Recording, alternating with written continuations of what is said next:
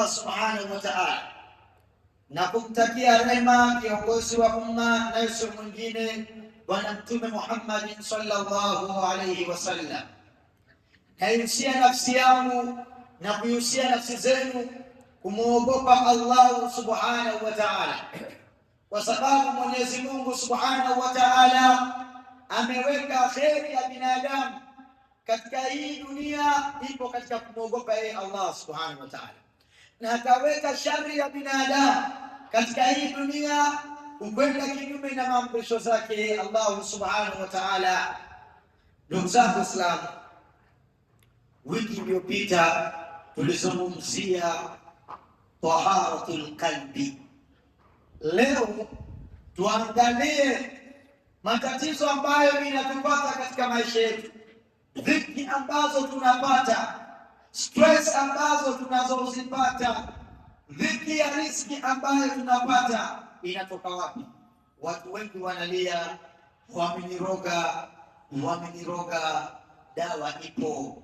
Ibn al-Qayyim, hotuba yetu inatoka katika kitabu cha Ibn al-Qayyim al-Jawzi, Shamsuddin al-Imam Abi Bakr Ayyub Shamsuddin, Imam Muslimin wa Imam Madrasatul Jawzi, katika kitabu chake al-Jawab al-Kafi, ama kwenda katika kitabu chake ad-Dawa wa Dawa.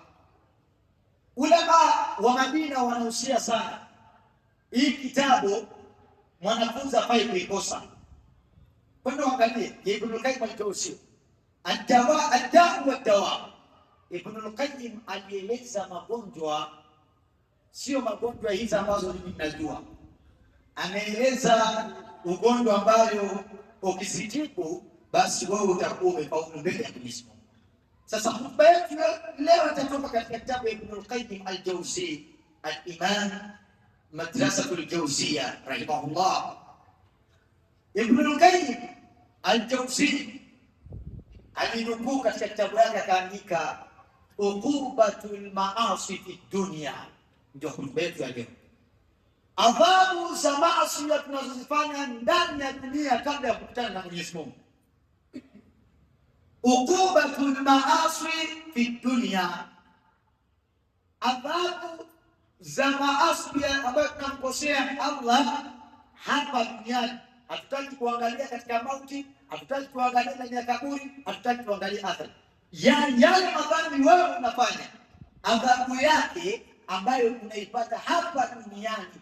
Hatuendi leo kwa kukufa, hatuendi leo katika kaburi, hatuendi mbele ya kusimamishwa mbele ya Allah. Tunataka kuangalia wewe ambaye unamkosea Mwenyezi Mungu, unamuasi Mwenyezi Mungu, adhabu gani unapata hapa duniani. Ndio topic yetu ya leo, uqubatul maasi wa dhunubi fi dunya, adhabu unayopata kwa kumuasi Allah na kwa kufanya madhambi hapa duniani. Ndio hotuba ya leo. Leo utalia riziki imekuwa ngumu, utalia ugonjwa, utalia dhiki, utalia stress, utalia watoto hawako sawa, utalia akili yako iko sawa, lakini yote ni uqubatun min adh-dhunubi wal maasi. Sasa hebu tumwangalie, aliandika uqubatul maasi wa dhunub fi dunya, adhabu ya maasi ambayo tunafanya na adhabu ya madhambi ambayo tunafanya tunaipata duniani hapa. Ibn al-Qayyim anasema inna lidh-dhunubi wal maasi uqubatun wa adharan khatiran wa muqliman takunu ala al-abdi fi dinihi wa qalbihi wa aqlihi wa badanihi wa dunyahu wa akhiratihi. Allahu akbar. Inna lidh-dhunubi, hakika ya madhambi, wal maasi, na maasi ambayo tunamkosea Mungu, ukubati, inayo madhambi, inayo adhabu. Maasi ambayo tunakosea Mwenyezi Mungu na madhambi ambazo tunafanya inayo adhabu yake hapa duniani, wa athara, na ina athari, khatiratan wa mu'limatan, athari ya hatari sana ambayo inakuumiza. Madhambi ambayo unafanya inayo adhabu yake hapa duniani. Kwanza akasema tahudu ala al-abdi, ile adhabu ya madhambi zako ambayo umefanya inarudi kwako mwenyewe kwa feki. Fidini, moja katika adhabu za madhambi inaanza kuharibu dini yako. Wa qalbihi, madhambi tukiyafanya inaharibu nyoyo zetu. Wa aqlihi, madhambi tukifanya inaharibu akili zetu. Wa badanihi, madhambi tukifanya inaharibu mwili zetu. Wa duniyahu, na madhambi tukifanya inaharibu dunia yetu. Wa akhiratihi, na madhambi tukifanya inaharibu akhira zetu. Kwa hivyo angalia effect ya madhambi. Inaharibu dini yako, inaharibu moyo wako, inaharibu akili yako, inaharibu mwili yako. Madhambi inaharibu dunia yako, madhambi inaharibu akhira yako. Kwa hivyo inna lidhunubi wal ma'asi uqubatu, hakika ya madhambi na maasi inayo adhabu hapa duniani unaanza kuipata, na adhabu hiyo inakuja ima kwa dini yako, ima kwa akili yako, ima kwa mwili yako, ima kwa dunia yako ama akhera yako. Kwa hivyo matatizo ambayo tunapata inatokamana na madhambi ambayo tunafanya. Mungu anasema wama asabakum min musibati illa bima kasabat aydikum, wama asabakum min musibati, Mwenyezi Mungu anasema haiwapati nyinyi msiba yoyote, matatizo yoyote ambayo musibati bimaana al-uqubat, illa bima kasabat aydikum, hizo ukuba ambazo tunazipata, adhabu ambazo tunazipata ima katika dini, ima katika akili, ima katika mwili, inatokamana na madhambi ambayo na maasi ambayo tulifanya.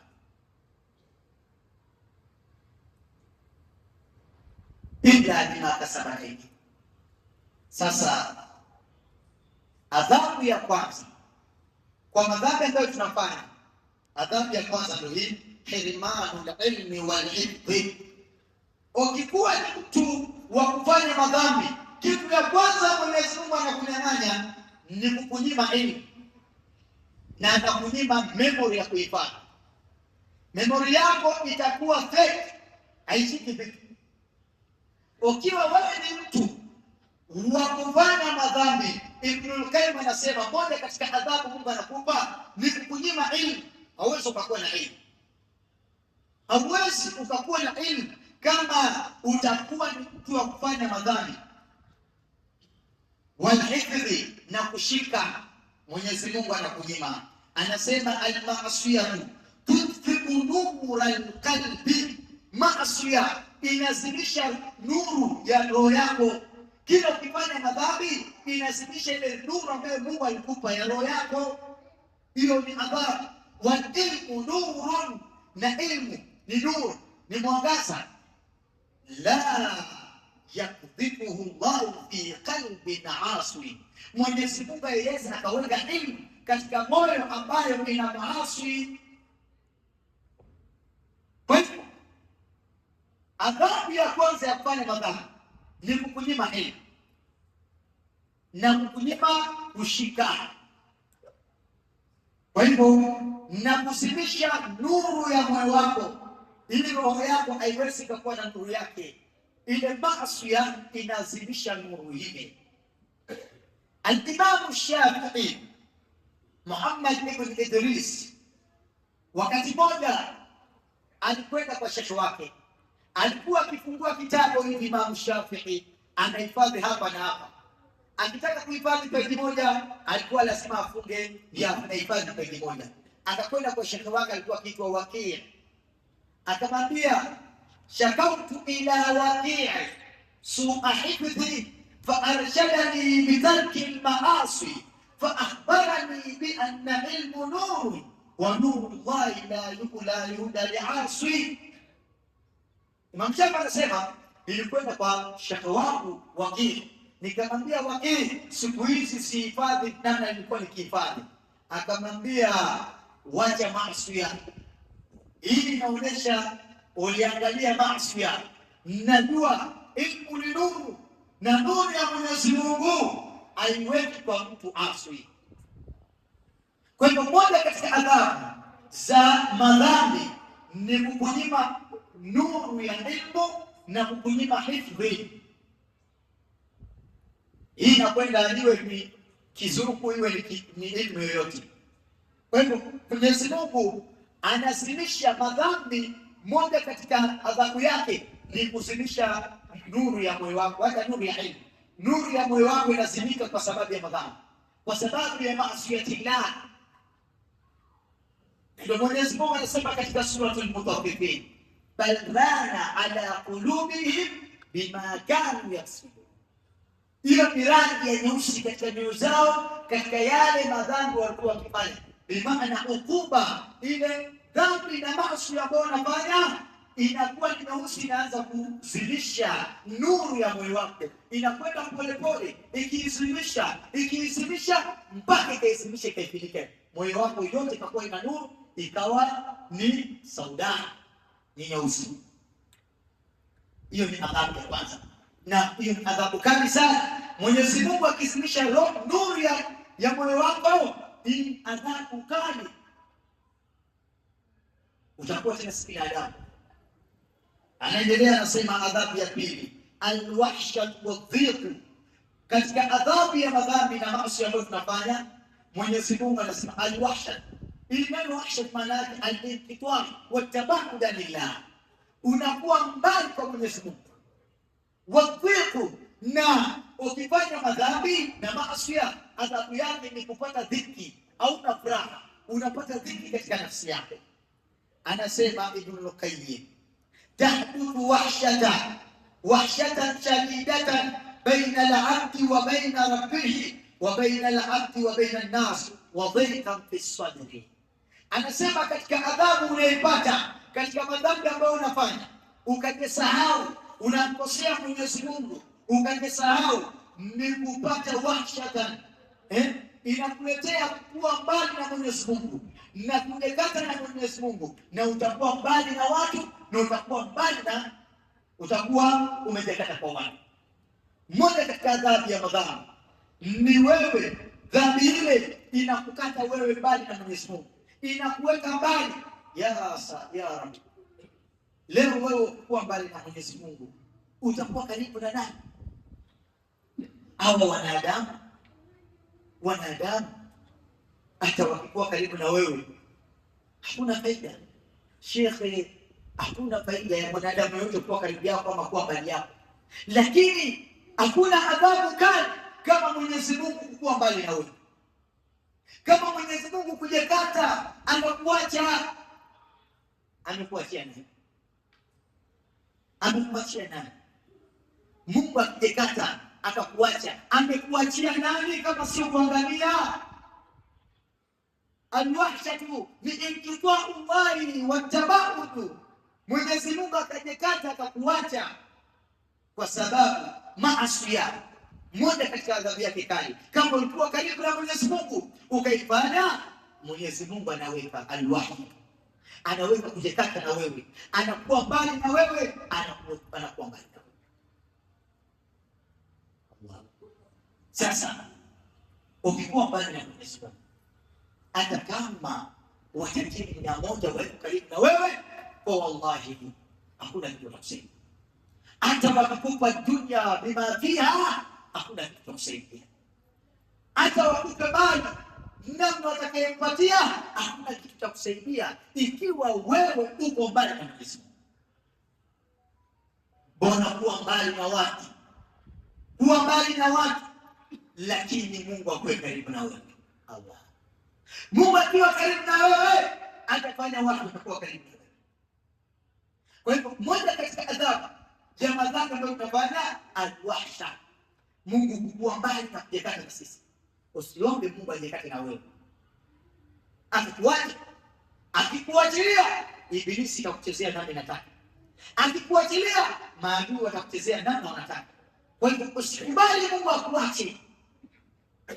Na yote jitahadhari na dhunub na maasi. Jitahadhari na kuasi Allah na kufanya madhambi. Anaendelea na sema Ibn Qayyim, anasema waqika biswad. Moja katika adhabu ya madhambi, kila saa roho yako inakuwa haina furaha, ina dhiki kwa sababu ya kumkosea Mwenyezi Mungu. Kwa nini anakuwa na dhiki? Kwa sababu waman a'rada an dhikri fa inna lahu ma'ishatan dhanka.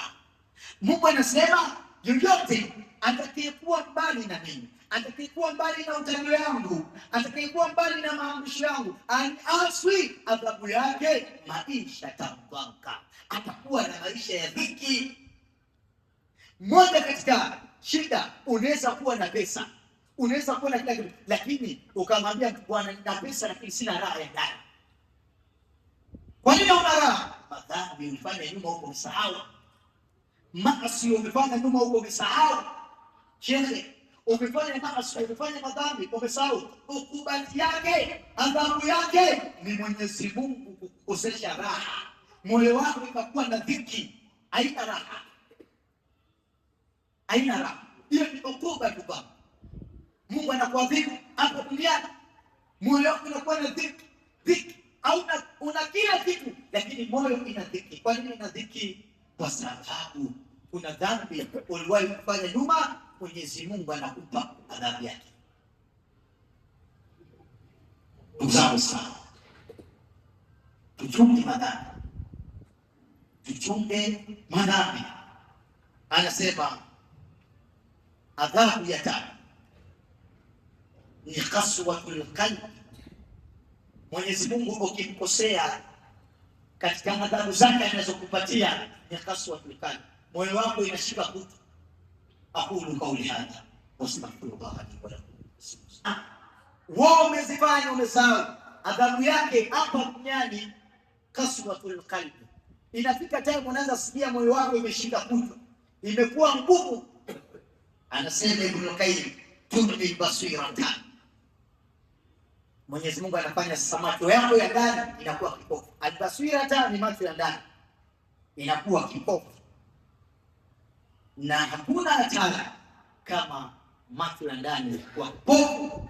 Macho ya roho yako ilikuwa kipofu ni balaa kubwa sana. Anasema watumitul qalba, na zile madhambi ambayo ulikuwa unafanya nyuma umezisahau, uko kwa starehe zako, inaua moyo wako. Mwenyezi Mungu adhabu yake anakupatia wewe ulizifanya sana huko nyuma.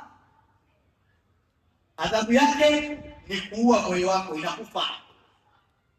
Moyo wako inakufa. Hatta tusbi la ya'rifu ma'rufan wala tunkiru munkaran. Inafika aujui nzuri ndio gani na wala ukatazi hata mabaya uyajui wala uyakatazi.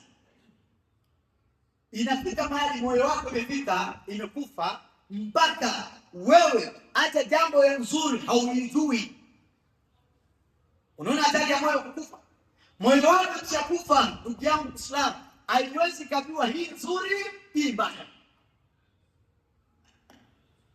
Lakini inakuwa ni nini? Ni adhabu ya madhambi ulifanya. Mwenyezi Mungu anafanyaje? Anafikisha moyo wako kishakufa.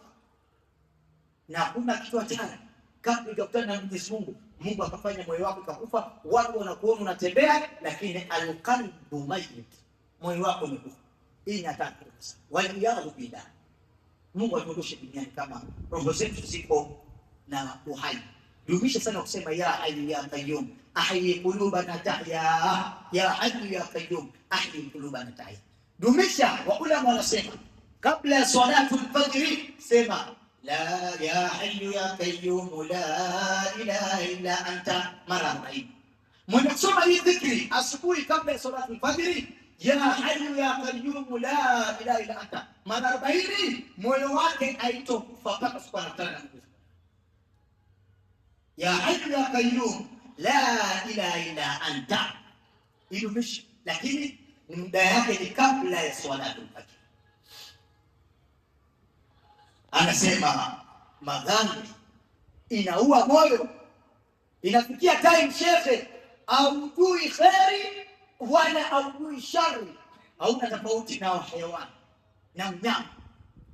Mungu anasema bal hum kal an'am bal hum adall, anasema hao ni kama wanyama, lakini tena hao wameshinda kama wanyama. Yani inafika time moyo wako kushafika vitendo unayofanya maasi, unafanya juu ya maasi, kwa sababu adhabu ya maasi, ukikosea Mwenyezi Mungu maasi hivi pa jua kuna maasi inapata adhabu yake, na ukifanya jambo la heri maana yake Mungu atakuongeza ufanye heri nyingine.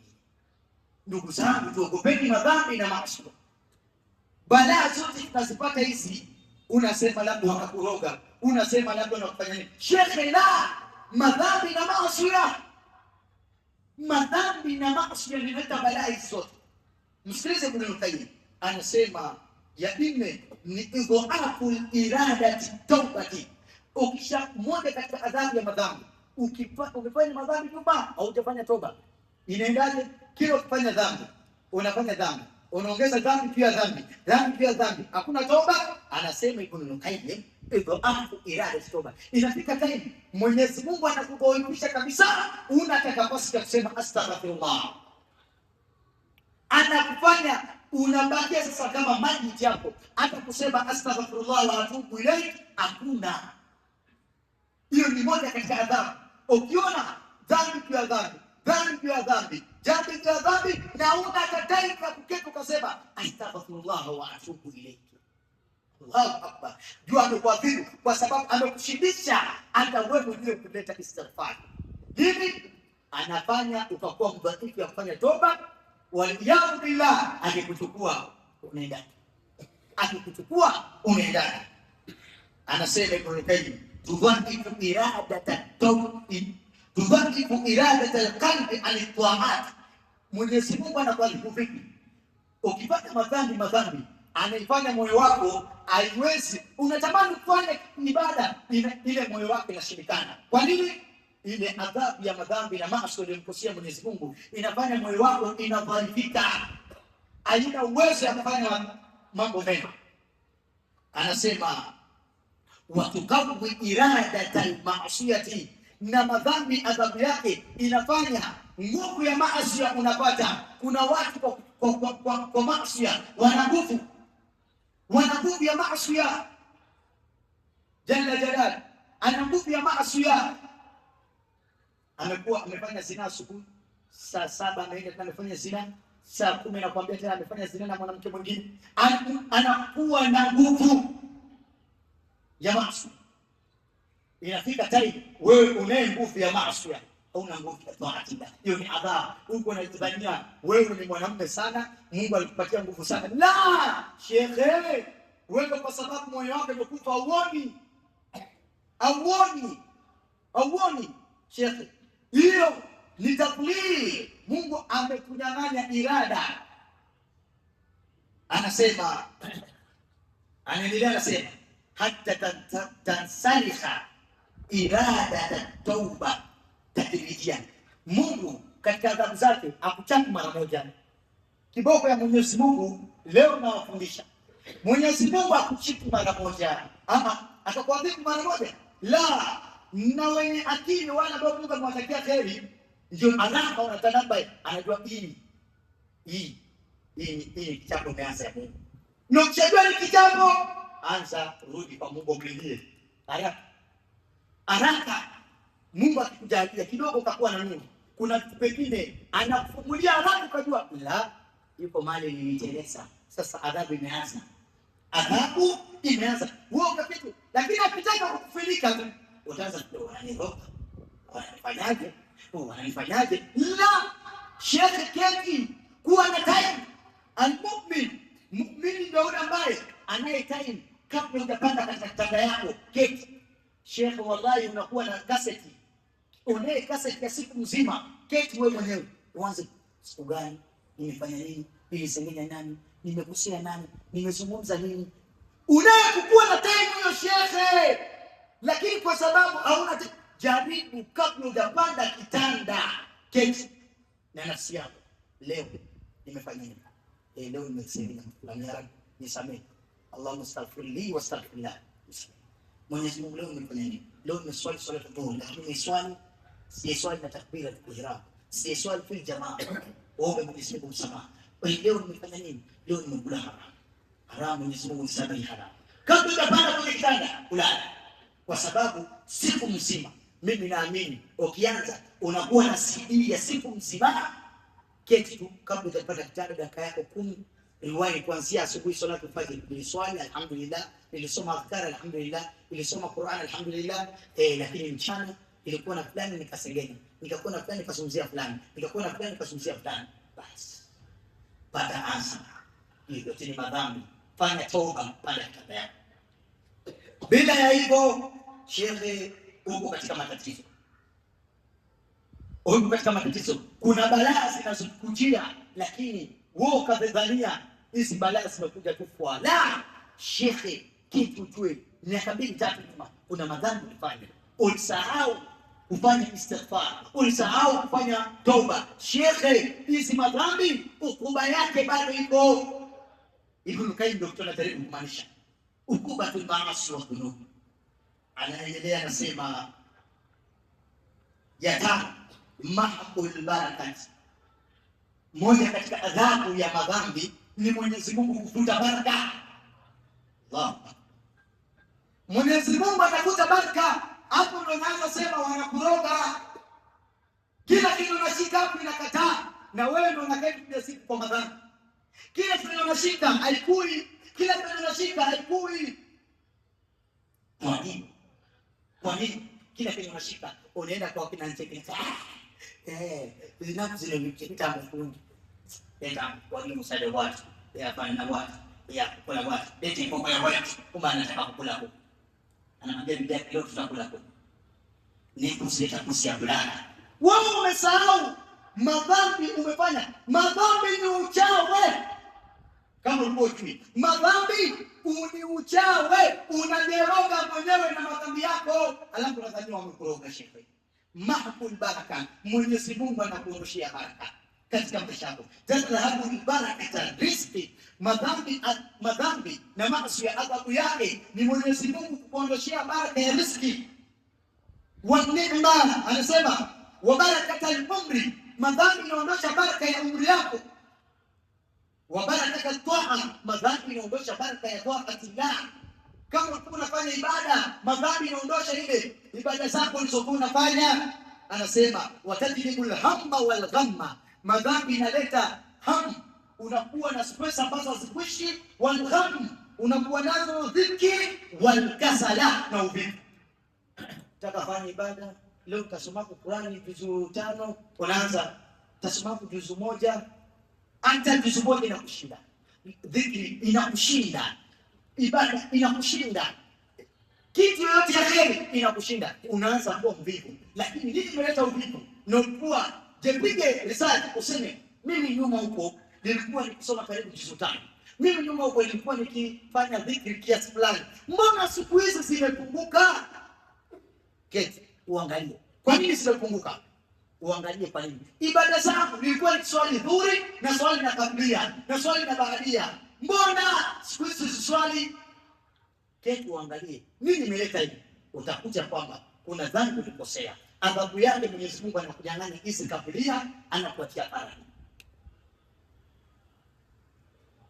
Ukiona kidogo hali imebadilika, hebu keti na nafsi yako, usikimbilie kurogwa, usikimbilie husda, usikimbilie kwa matobaya. La shekha, hakuna. Sikiliza, wewe kama unamtii Allah, Mungu atakuhifadhi, atakuhifadhi mina aini na mambo zote. Lakini keti ufikirie, nini, mbona siku hizi mambo yamebadilika? Nini? Anza piga hesabu. Hapa, ya Rabbi nisamehe, usiniadhibu na madhambi zangu, ya Allah nisamehe. Kumbe msamaha Mwenyezi Mungu atatekeleza. Kwa hivyo wakati Nabii Allah Musa Kwa sababu ya madhambi ya Bani Israeli, Mungu aliwanyima mvua. Baraka unalima riziki haitoki, adhabu hiyo. Umetia milioni, umetia fertilizer na kila kitu, lakini wewe ule mwenye katia fertilizer akatia chochote akatoa riziki, wewe ukakosa. Kwa nini? Angalia, jiangalie, unafanya nini? Madhambi gani unafanya? Wakati ya Musa, Bani Israeli walifanya madhambi. Mwenyezi Mungu adhabu aliwaletea ni kuondoshia baraka ya mvua, akaondosha mvua. Ikabidi Musa na aliye amwambia Mwenyezi Mungu, patia Bani Israeli mvua. Mwenyezi Mungu akamwambia Musa, siwezi kuwapatia mvua, ila nataka utafute watu wasafi katika Bani Israeli, watu 40 wakuje walete, ambao hawana maasi yao, hawana madhambi, au wakiniomba nitawakubali. Musa akachagua watu 40, wakawabeba, wakawachukua, wakaenda wakuomba mvua. Mwenyezi Mungu akamwambia Musa, katika hao 40 pia kuna mmoja wao amewahi kunasi, atoke, siwezi nikawapatia mvua kama huyo mmoja yuko. Na huyu mmoja alikuwa anajitakasa pia, anajiweka katika hao watu 40 kwa yeye hana mambo. Musa akawaambia atoke huyo jamaa. Jamani, kataka akarudia kwa Mwenyezi Mungu akamwambia Rabbi hayuko. Mungu akamwambia Musa, alipo katika hao watu 40, atoke ndio iteremshe mvua. Musa akamwambia watu 40 hao, toka, Mungu alete mvua. Jamani, kataa kutoka. Akarudia mara ya pili, ya Rabbi, jamaa hayuko. Jamaa alipoona mambo baya, Mungu anasema atoke, alifungua shati yake, akamwambia Mwenyezi Mungu hivi, akamwambia ndio mimi huyo jamaa, nilikukosea siku fulani na fulani, usiniaibisha Rabbi, na Mungu nisamehe kwa alayya toba na nasuha, ya Rabbi nisamehe. Mvua ikaanza. Musa akauliza Mwenyezi Mungu, ya Rabbi, wewe umesema jamaa yuko katika watu 40, mbona hajatoka na mvua imenyesha? Akamwambia Musa, alikuwa yuko ndani katika watu 40, alikuwa huyo jamaa yuko ndani hapo, lakini amefungua nguo yake, akaingiza kichwa, akaniomba msamaha, nikaondosha adhabu. Musa akamwambia Rabbi, hebu nionyeshe jamaa huyo nijue. Akamwambia ya Musa, wakati alimaasi sikukuonyesha huyo jamaa, wakati anafanya maasi sikukuonyesha, vipi sasa ameniomba msamaha nikuonyeshe jamaa huyo? Akamwambia Musa, ukiomba namna gani? Hata kama dua ya manabii inakubaliwa, Musa siwezi nikakuonyesha mtu ambaye ameniomba msamaha. Huyo ndio Mwenyezi Mungu, At-Tawwab, Al-Ghafur, Ar-Rahim. Lakini sisi tuna mwanzo. Anaendelea Ibn Qayyim anasema, tumalizia hotuba, anasema madhambi zawadu ni'ami wa hulul ni'ami. Madhambi ndio inaondosha neema za Mungu ambaye amekupa. Inaweza kuwa kuna neema kadhaa Mungu amekupa na hauijui ya kwamba Mungu amekupa, ukaanza kufanya maasi, akaanza kukunyang'anya moja moja, haujui ya kwamba Mungu amekupa hiyo neema, lakini ile madhambi alipoanza kufanya akaanza kukunyang'anya moja moja. Wa hulul ni'ami, ukaanza kupata matatizo. Unapata matatizo kwa nini? Ni ukuba, ni madhambi. Unaanza kupata matatizo, hii inakuja, hii inatoka, hii inakuja, hii inatoka. Nini? Sio chochote, madhambi. Rudi kwa Mwenyezi Mungu. Hebu ndio mambo yalikuwa sio hivyo.